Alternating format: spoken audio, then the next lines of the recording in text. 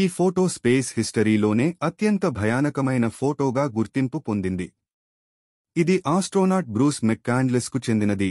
ఈ photo 1984లో space shuttle challenger నుండి సుమారు 100 మీటర్ల దూరంలో ఎటువంటి సేఫ్టీ కనెక్షన్ లేకుండా అతను అంతరిక్షంలో తేలుతూ ఉన్నప్పుడు తీసుకుంది.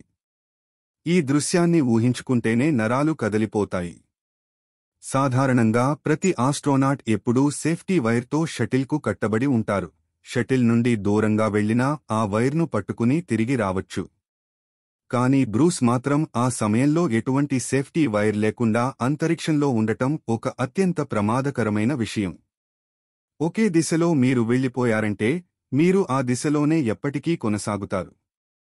కానీ మంచి విషయం ఏమిటంటే బ్రూస్ వద్ద ప్రత్యేక జెట్ ప్యాక్ ఉండటం వలన దాని సహాయంతో అతను స్పేస్ షటిల్కి తిరిగి వెళ్లగలిగారు.